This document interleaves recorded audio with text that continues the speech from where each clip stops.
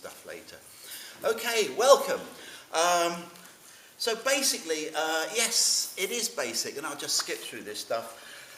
In Buddhism, we talk about 3 jewels. Most of you have heard of this, the 3 jewels?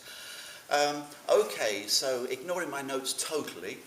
The 3 jewels are precious. You know, the whole world over. They look good, they're valuable. So in Buddhism, we have 3 valuable things, which are the Buddha, of course, yeah? Without Buddha, no Buddhism, yeah? Without Buddha, no teaching, yeah? The Dharma, that's the second jewel, the Dharma, his teaching. The third one, the Sangha, the spiritual community that follows the Buddha, yeah? Practices the teaching. So that's it, Buddha, Dharma, Sangha, the Buddha, his teaching, the followers, yeah? The 3 jewels. The first jewel is golden in colour, light of the day of the sun, yeah? The second one, blue. It's a cooler colour, so more like reason, yes? So wisdom. Is that right? Yeah. It's all in the notes, but it was so boring, I just... And the third one, Sangha, and it's the red jewel. So red, passion, blood, it's alive, yeah? So that's it. Okay, great. So, good, we got rid of that. Today I want to look at the Dharma, the second jewel, the blue one, yeah? And this is what today's talk is about. And I forgot one of my props, but never mind. Yeah, I'm really out of it. I just went and had a lie down downstairs and slept twice, and here I am. You know. Can I get you the prop? It's what is the Dharma on the shelf next door. Is that all right, Sangadarshini? Thank you very much.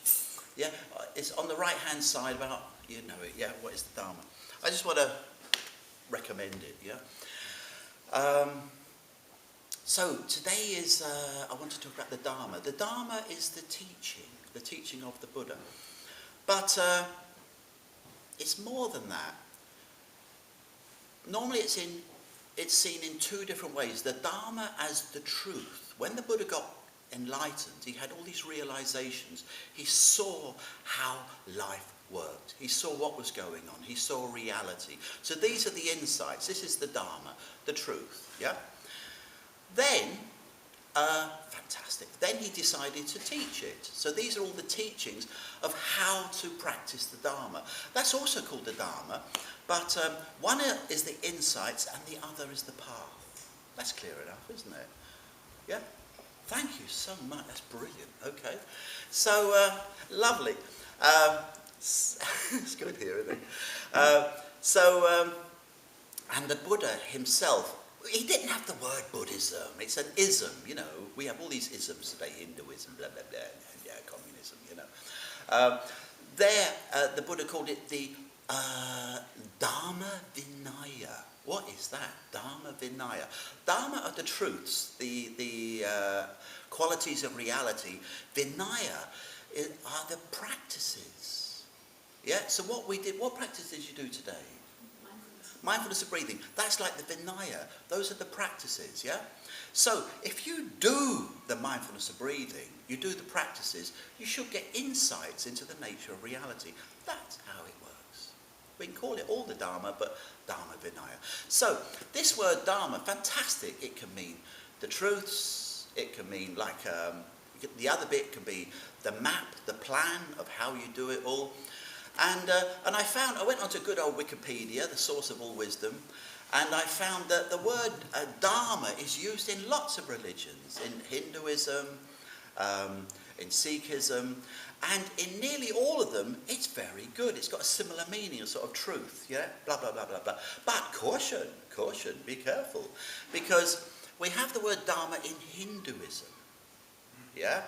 And there it has another meaning. And it can mean your caste duty. Yeah? So if you are born into the toilet cleaning caste, you are a toilet cleaner for the rest of your life. That is your caste duty. I am not exaggerating. Yeah? And the only way to get out of it is to be a really good toilet cleaner throughout your whole life until you're dead. And if you really practiced your Dharma, your caste duty. Maybe next rebirth, you might be cleaning shower blocks or something like that. I don't know, you know, but you slowly move up, sorry about that, you slowly move up the ladder, yeah? So we have to be, so we, because our Buddhist movement has, I don't know, got maybe 1,000 order members in India, we have to be careful with this word Dharma, because in India it has another meaning. So, that's enough. And so it's great writing talks. You have to do so much research. You learn an awful lot about Buddhism when you write talks. And on page 7 of What is the Dharma, I found 7 other meanings of the word Dharma. And you're not getting them today, okay? That's enough. That's enough. But page 7, there's 7 other meanings. Fantastic, you know? Be all sorts of things. Great. Lovely. And thank you for getting that. What is that? It's a really good book. We've got 3 books. What is the Buddha? No, who is the Buddha? What is the Dharma? What is the Sangha? And beautifully written. I mean, it's almost, I mean, for us, the first bit is almost at a university level. It's really nicely written, very cleverly. Then it gets easier, you know, with, transcribed lectures, you know, spoken word. All right. So, good. We've done all that. Good. Yeah. All right. Oh, yeah, and I've just got in here, big block capitals, that Buddhism opposes this Hindu meaning of Dharma as caste duty. Yeah? My joke here is that my caste duty is to empty the dishwasher. You know, it's just something I try and practice. You know, it's not true. Yeah, but I do practice that. Great. So, okay. Great. We're whacking ahead, and we're getting to the interesting stuff now. So the Buddha wanted to tell us what the Dharma is like, okay? And he could have come up with a definition. With definitions, you sort of come up with is it genus and species? You know, it's this sort of thing and that particular one, you know. These are sort of definitions. But he didn't do that. He gave us instead a description. And where I got a load of this material from is from a lecture called The Taste of Freedom by Sangharakshita. And he's very precise in his language. And as he's talking, he said, so we have this definition of Buddhism, and he stops himself in the middle of the text. He goes, no, not a definition, a description. Totally different, yeah? Totally different. And this description, he decides to use, the Buddha decided to use the ocean and 8 of its characteristics as similes for the Dharma. Okay? Great. Yeah. Lovely. And the ocean, the sea. What's curious is, when you look at the map, India is so big, it's so unlikely the Buddha ever saw the ocean. He would never have seen it. It's just too far, you know. It's not possible. So, but what he would have done, he would have maybe sat on the banks of the Brahmaputra River and looked across, and at its widest, it's 40 kilometers across. So that's like looking at the sea. Yeah? On a bad day, it's just endless sea, you know. And maybe there were lakes, I don't know. But the Ganges, the Brahmaputra, huge wide rivers. So he would have had an experience of big, vast areas of water. But the ocean, I take it that pretty well everybody here has seen the sea. Yeah? We've seen the ocean. We've gone on trips. We've gone on voyages. And I do remember myself, every year my parents took me to Ireland. And very often the cheap ticket was to go by night, you know, train all the way to Holyhead. And then walking along this little gangway onto this big, awful bloody ships they were. Rusty and vomit and, you know. When the sea was rough, urine used to pass all down the corridors. Great and lovely. It's all better now, yeah? But going over that little gangway, so at night you look into this black water below, you know. In daylight it was green, yeah? I never saw a blue sea.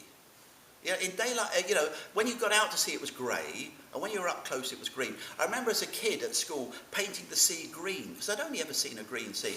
And people challenged me on it. I went, I lied. I said, I painted it at night. I was too embarrassed to be, different from the others. Everybody else painted blue seas. I'd never seen the blue sea. But anyway, this was the Irish Sea. Rough, yeah? So the sea is vast. And when I was a student years later, we go down to Hastings. We stay with friends. We have a party. We get drunk. We get stoned.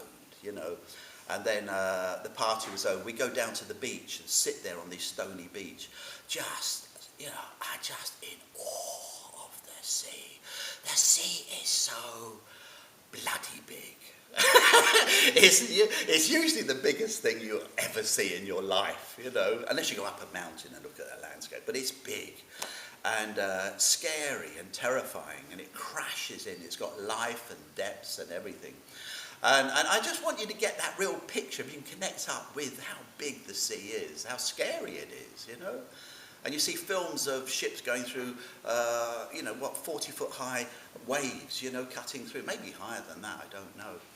But it's big. And why I say that is, for years, I've heard this lecture by Sangharakshita at the Taste of Freedom, with this image of the ocean. I go, oh yeah, the ocean, the Dharma's like the ocean, very nice. And I've led study on it in England, this text. I've led study on it in Germany. I've read it. And a few weeks ago I went, the ocean, whoa! And suddenly this huge thing hit me like a tsunami, The Buddha described the Dharma as the ocean, wallop! And I don't know why, I've never seen it before. He's talking about something really big, really powerful, really mysterious, really scary. All right? So, there you go. That's what happened to me a few weeks ago. So that's the background. All right, good. So, yes. And I did love sitting on the beach at night, the roaring of the wave, the stones, the hiss of the shingle, and made the smell totally. It would knock all other experiences out of your head, yeah? Maybe you're trying to get over a boyfriend or a girlfriend. Go down to the beach at night. The sea will wipe it out of your head, Fantastic. Good. So there we go. And just the last bit about the sea. The sea has different associations for different nations even. So, my mother, her surname is clearly Viking. It's from the Norsemen in France, yeah? So, my ancestors most likely slaughtered the Irish 1,000 years ago when they arrived in Ireland as Vikings, So, for the Vikings, the sea was a chance of riches, of opportunity, of adventure, yeah? And so that's how they saw the sea, all rowing away, the odd herring, very nice. But for the Irish, the poor devils, the sea would have represented something of terror. And I was reading one account in one history book of a witness hundreds of years ago seeing 120 Viking ships coming up an Irish river together in pairs. 60 pairs of Viking ships. And they'd come to take what they could, I mean, even the word Dublin is a Viking word. Amazing, isn't it? The capital of Ireland has the Viking name, Some of the great Irish battles are just two Viking armies beating the hell out of each other, with the locals joining in. So the poor old Irish, they look at the sea and they go, very good.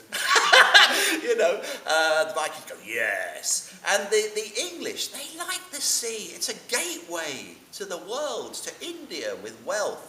Australia, Canada, America, fantastic, And so I remember sea shanties as a kid, we had songs. But Germany, no. Germany, when you talk to Germans, the myth here is the forest. Yeah? Hansel and Gretel, yeah? Castles buried in thorns, things like this. It's got wolves, there's a different mythology behind it. The sea's not so big from what I can find out. It's an amateur's inquiry, so there we go. Anyway, just that little bit. The sea. Great, we got there. Good. So, the Buddha says, all right, so it's the ocean is, the Dharma is like the ocean in 8 different ways. Let's have a little look at these, all right? I did a quick list. The ocean floor deepens gradually, yeah? Okay. By the way, even in the Pali Canon, Sangharakshita likes this one, that the ocean floor deepens gradually. I found other accounts in the Pali Canon where it says it deepens gradually for a long, long way and then poof, it drops. Sangharakshita doesn't use that image at all. We'll see why maybe in a minute, okay? The boundaries of the ocean are stable. You know, I mean, you see the seaweed line. It's basically the same there every week, unless there's been a storm. You know, the sea sort of stays where it's supposed to be, generally. Okay? It's changing now. Yeah, with global warming. Okay. All right? The ocean will reject a dead body. You know, if some poor sailor falls in and drowns, his body will end up on the beach. You know, okay? Why is the Dharma like that? Ooh, we shall see. The great rivers lose their names as they join the sea. That's another image, yeah? So they're the Brahmaputra, you know, the Ganges and all these other... But when they get into the sea, their names are gone. They're just the sea, okay? The ocean doesn't change its size. That's what the Buddha said. Well, he didn't know, but he must have heard that, yeah? It's not true now. It's rising. But they weren't all burning fossil fuels like mad then, okay? All right, the ocean always has the taste of salt. That's interesting. We'll look at that. The ocean has many precious jewels and substances in it. The ocean has great beasts in it. Whales, giant squids, and all the rest. So these are the 8 similes, right? Here we go. So, first, the ocean floor descends gradually. The Buddha liked this teaching, Sangharakshita liked this teaching, and the point is this, that if you do your metta-bhavanas, your mindfulness of breathing, these 2 meditations, you do your study, you practice your ethics, you will make spiritual progress. It will be gradual. It will be gradual, okay? You'll get more and more positive, you will become more confident, you'll get happier, you'll get a bit more generous, we hope, you know? And all sorts of other nice things happen, yeah? Good. Anyway, you're supposed to sleep better. Anyway, all right. I didn't last night. I was writing the talk. Great. But it's gradual. Now, I think Sangharakshita went to a lot of trouble to put over this image. Not only that, he gave a talk called The Path of Irregular Steps and Regular Steps.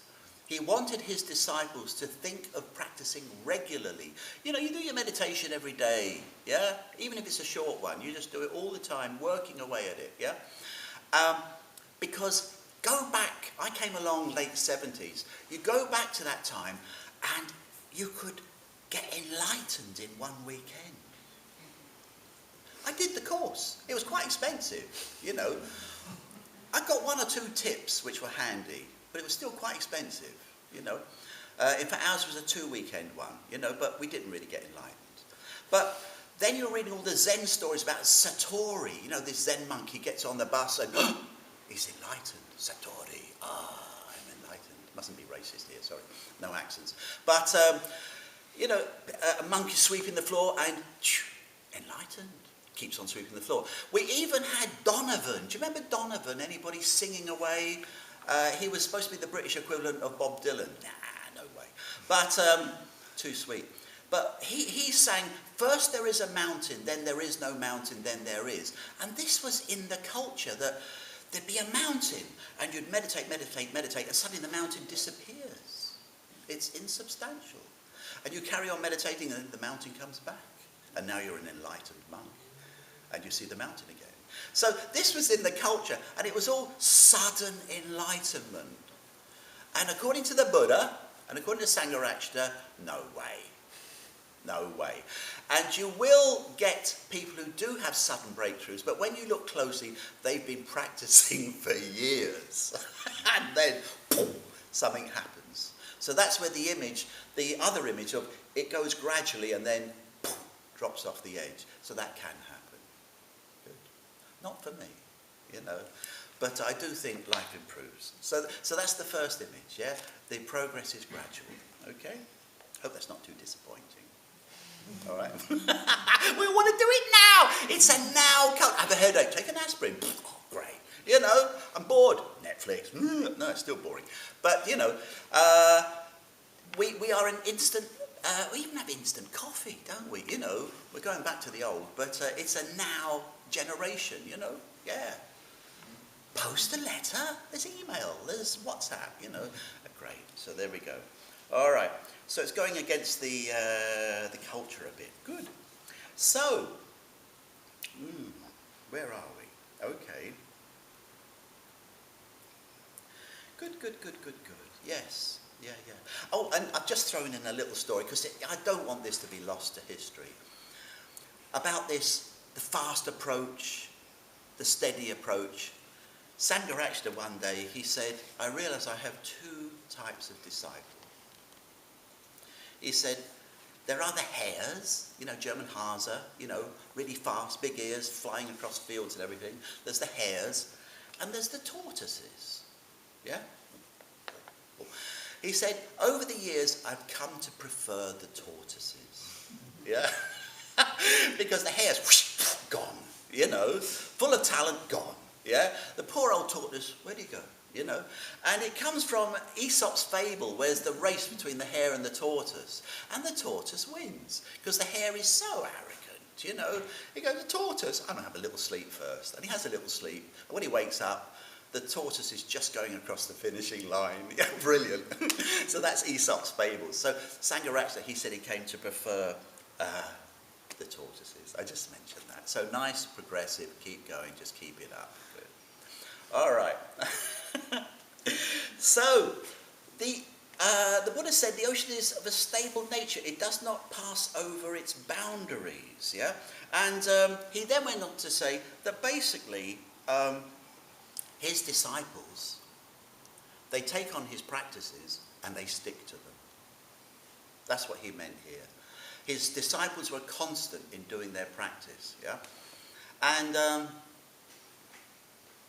well, I think basically, if you went forth in those days 2,500 years ago, what's that expression we have, to put all your eggs in one basket? They did put all their eggs in one basket. You know, they gave up family, they gave up friends, they went forth, they went into a lifestyle of begging and meditation, and the society supported them very nicely.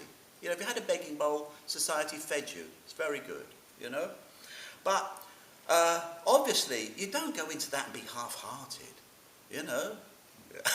Just go and do it. And then hopefully the meditation works and they are enjoying themselves. They are having a better life. So his disciples were wholehearted. They were committed.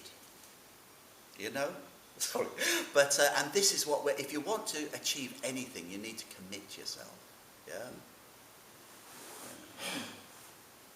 You know, I asked myself why I'm not a better guitarist. I'm just sort of folk, you know, party quality. I wasn't committed. You know, yeah. You have to put yourself on the line and go for it. Yeah, good. And those monks, they would have about 150 rules. Yeah, it was called the Pratimoksha, and they followed them. And if they broke one of them, well, every full moon they'd come together. They'd recite the Pratimoksha, the 150 rules, and they'd pair up and confess their faults. And this was a very powerful way of keeping themselves in line. Now, amazingly, we do this in Berlin. The order members, do you do it in your chapter? Yeah. We have confession every week. We have a meeting, the order members. You do it, Sangadashi? Yeah, God, we're all doing it. It's an option. You don't have to do it. It's something that's sort of grown up voluntarily in our order. So we come together for an order meeting. And we start off, you just mention the things you're not happy with that you did that week, you know? You know. Yeah, I won't go into details, you don't need it, yeah. Yeah. But, there we are. But what I was reluctant at first, but what I found is it's very effective, because if I've got some bad little habits, you know, I go to perform one of my bad little habits during the week, I think, oh God, I'm going to have to confess this on Thursday morning. So I don't do it.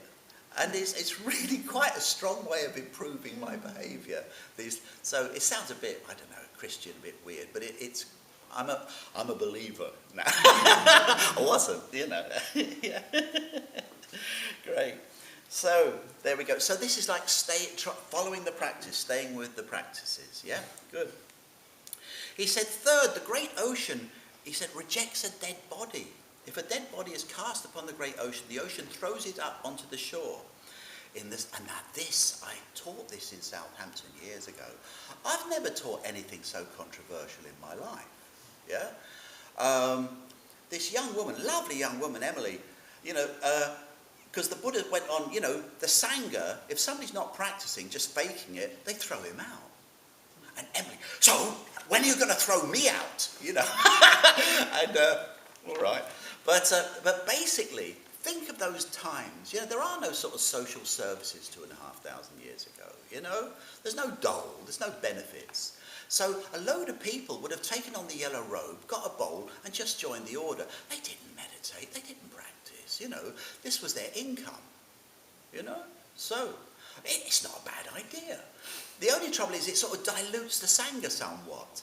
And if you're in a big assembly, you're back there for the pratimoksha, the reciting of the 150 rules, and there's this fella just bluffing it, Hey, what's he doing here? I don't know. And it just doesn't feel comfortable. It just doesn't feel comfortable. And it's interesting. In Buddhism, in the order, we're not allowed to use power against anybody. I say not allowed to. It's recommended, so we don't. Don't use power. So all you've got is you can withdraw your own presence. You can ask somebody to leave. If they won't go, then you yourself leave. It's all you've got. Withdraw your company. That's all you can do. And sometimes you have to do that. Yeah. So just that. But this thing about not being comfortable. I had this girlfriend, she was so critical of me years ago, and Bernadette, and she went and got my chart read by an astrologer, to find out how terrible I was, yeah? It was really good, actually. And another astrologer had a little look in too, and I asked the other astrologer, I said, so what am I supposed to be like with people who don't want to practice? And this astrologer, she was quite interested, said, oh, you're not with them. You can't stand their company so much, you're not with them, And it was sort of true. I remember a friend taking me around some really lovely people, and within minutes I was asleep in front of them, It's just so boring, yeah? And I found this, if I went to parties of friends of mine, I knew some doctors, I'd go to the parties, and I'd end up with the kids, because at least kids are developing, And, and my friend Virabhadra, who's a surgeon, and his colleague said, remember that party when your friend converted our children to Buddhism? But I wasn't trying, but they were interesting, So, but you just liked, if people who are generally practicing like to be with people who are genuinely practicing. That's the simple thing, yeah? So, and then it feels like that others are sort of, they can't be part of the Sangha, yeah? Yeah, so there we go, great. Yeah. I got some stuff there about bodies coming to the top, I think we'll leave that, I lived in Ireland, and the local lake, people were drowning regularly, and it was all the discussion at work. Ireland, I think, is in love with death, They just love to talk about it, And yeah, these three fellas, they went out on the boat with the dog, and even the dog drowned, And they're waiting for the third body to come up, and it will come up. It takes time, but it will come up, and then the wife can get her pension. That was the point, And these are work time conversations, and scuba divers drowning on. It was a great lake, and it gave us great conversation at work, Better than television. Sorry, there we go. Anyway, so we'll leave that. Yeah. So, what's the next one? When the rivers reach the ocean, they lose their former names. Okay? The Ganges just becomes the ocean. The Brahmaputra becomes the ocean. Yeah. And the Buddha said basically, when people join the Sangha, it doesn't matter which caste they come from. Brahmin, Kshatriya, all the rest of them. He says they lose their caste. They might have a new name, but their old name is gone. Yeah, their caste is gone, and this is revolutionary. The Buddha was he was a social revolutionary as well. Other things he did, he insisted that when the monks begged, they couldn't beg for raw food. They would beg for cooked food. What's the significance of that? If you cooked food, then it sort of represented your caste somewhat, yeah? And as you had to go to the first house in the village to beg, that would almost certainly be a low caste person. The first house. They're on the outskirts of the town. So you're begging food from low caste people who've cooked it and basically polluted the food by having low caste. Yeah? And the Buddha said, no, you go to the first house, you have to eat cooked food. That's a revolution. You know? And I mean, Sangharakshita, in his biography, he was so pleased one day, he was having a meal with a Brahmin, and he was thrilled this Brahmin was eating in their presence. Sangharakshita went, wow, you know, because he's a European, so he's the bottom of the bottom, you know. And then he realized afterwards that this Brahmin had silver plates, so the food was not polluted. It protected it from pollution.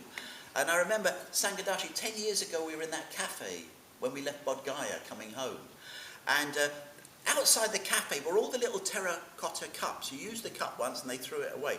Well, we had gorgeous tea, this chai. It was absolutely gorgeous. And we put our cups down on the table. Probably we weren't supposed to do that, yeah? And this old Brahmin was so angry. I don't know what caste he was, but he hit the table with a walking stick, you know?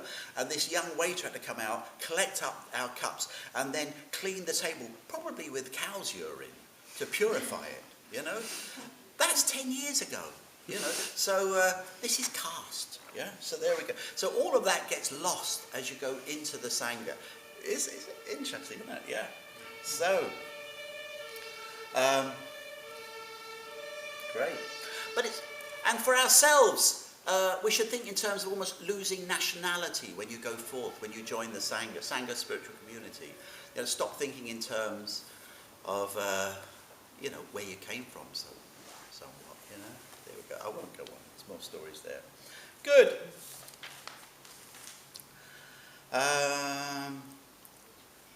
Whatever streams fall into the great ocean, whatever rains fall, the great ocean remains the same. Well, as I said, it's not really true today, yeah? The oceans are rising, but then it was possibly true, yeah? But the Buddha says, no matter how many people become enlightened, nirvana doesn't fill up. I thought, I don't get this. I was having a little rest earlier, and I thought, why am I nervous giving this talk today? It's because I don't understand this bit. I really don't get it. What's the Buddha talking about, you know?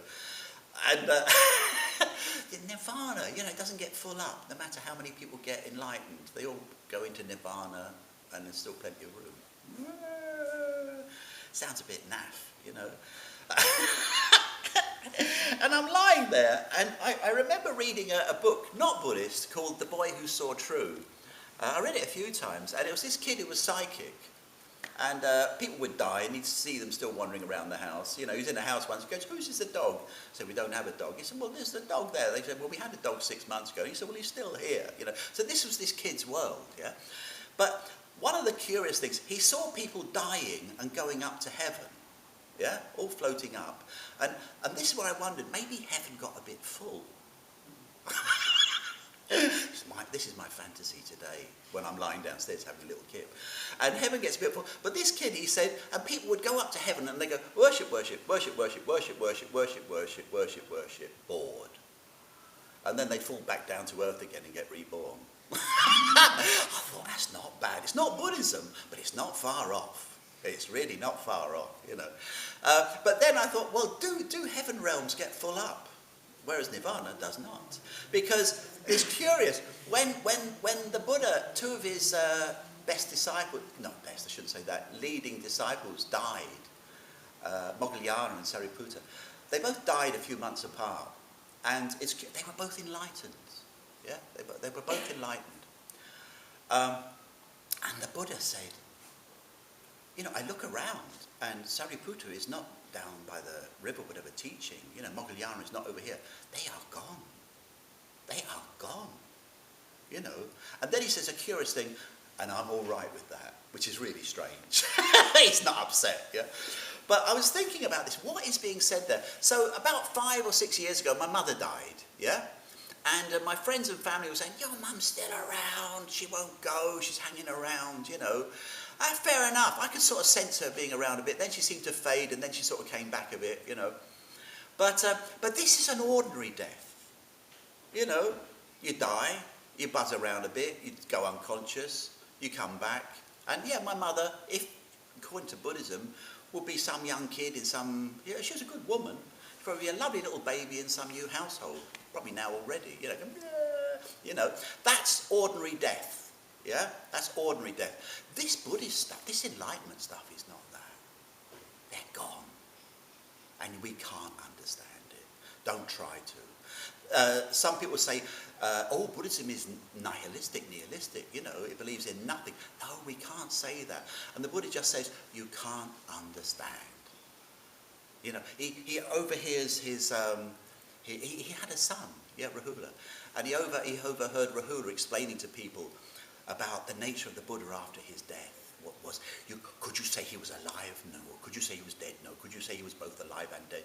No. Could you say he was neither alive nor dead? No. And the Buddha goes, Rahula. He says, do you understand me now while I'm alive? He went, no, God. So why are you lecturing on my nature when I'm dead? All right. So maybe there's something of that in here. We just don't know. So there we go. All right. Okay. Good. Sixth, we're getting through it. Oh, lovely. The great ocean, the Buddha said, has one taste, the taste of salt.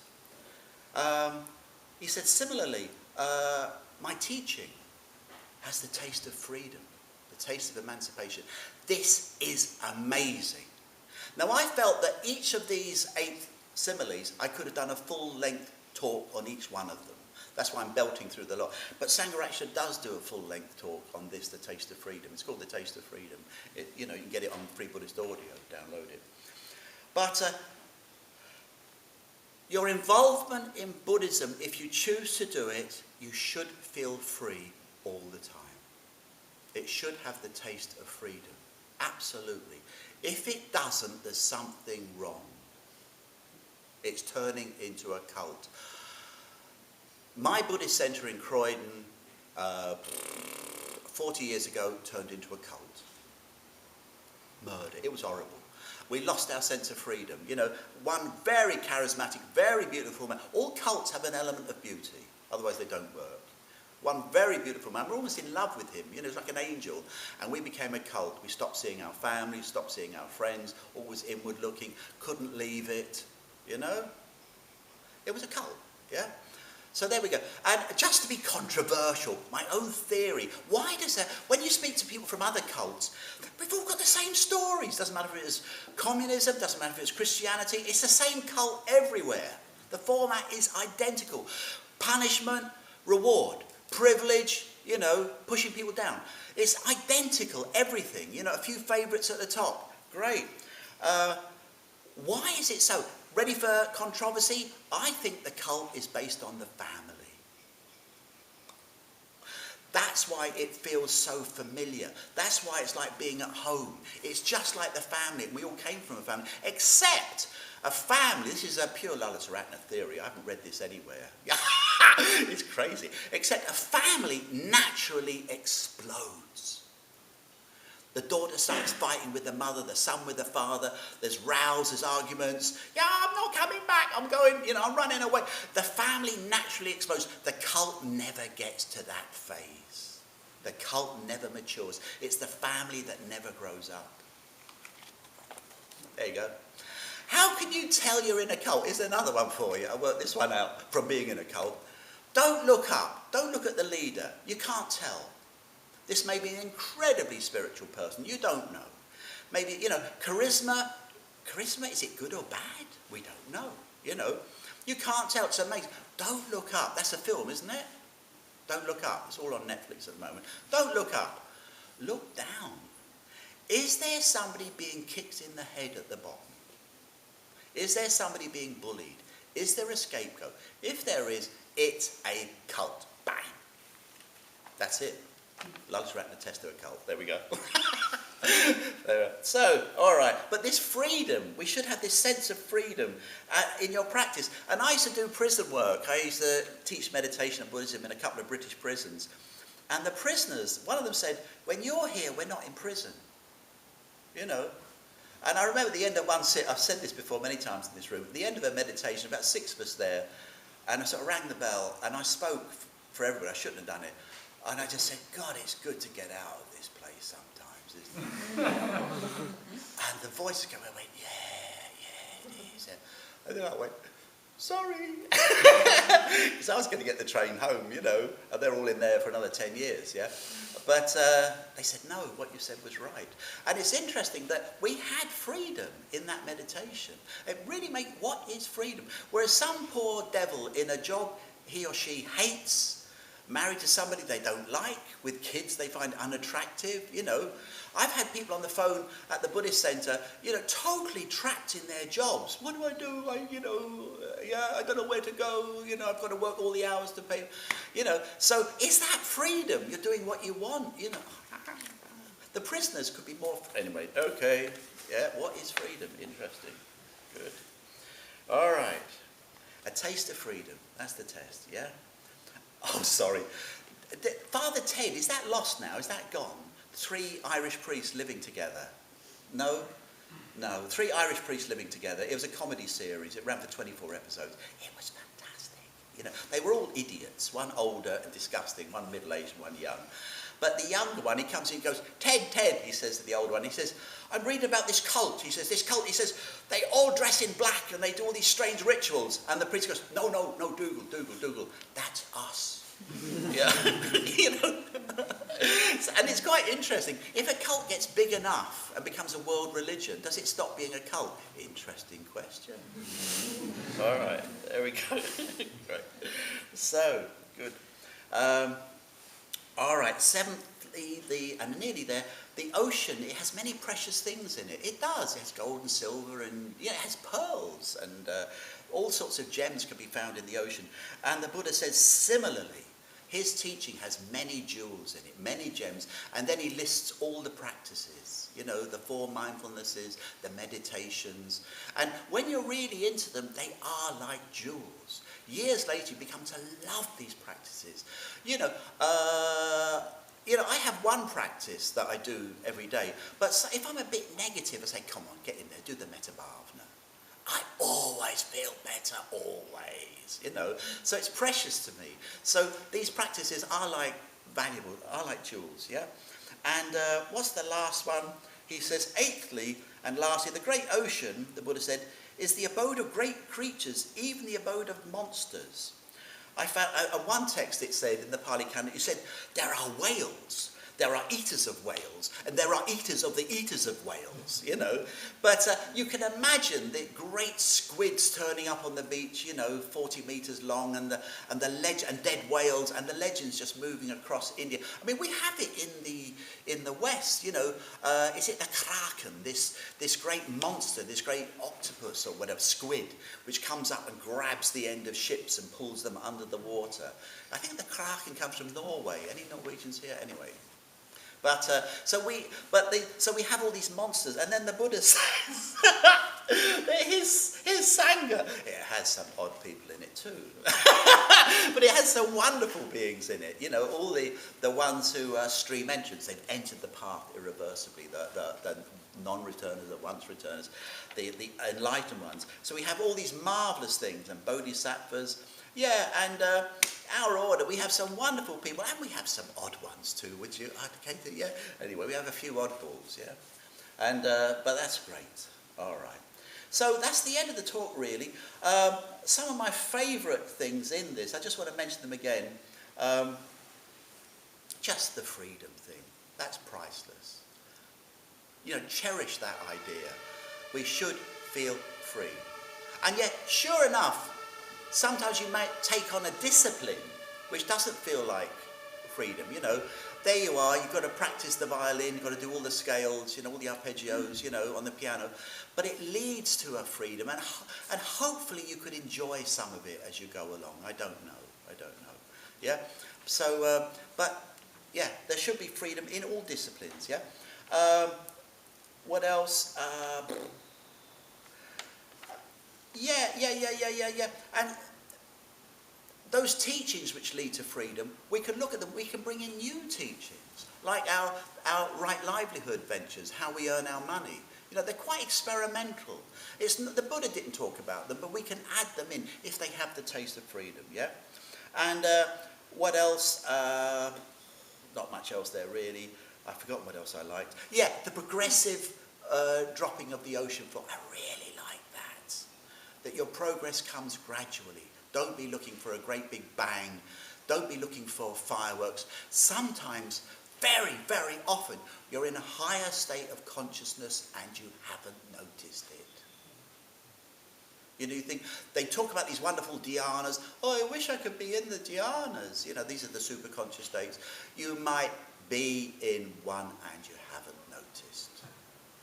You're looking for a firework display with explosions. Yeah? And something very, very sweet is going on without you noticing it. Yeah? That's why some people keep diaries of their meditations. And when they look back 6 months later, they go, oh God, I was in dhyana, didn't know it, you know. It must be. So that's it. So this general thing. And lastly, the Dharma should always feel fresh. Yeah? From the Lalitaratna Berlin, it says, it's almost like sometimes you hear a teaching and it's almost as if they put your name on it. You know, dear Patrick, this is for you. You know, it feels so new. The Dharma's like it's just been said. That's it, I've gone over. I thought we'd have some time for questions. I finished. Any screaming questions? Any desperate? Yes, Shraddha. Well, of course, the freedom part. You said, well, if you practice and you don't feel more free, then there's something wrong. Yeah. And then you said, well, it might be a cult. I think there's something else. You are not in a cult, but you are practicing the wrong way.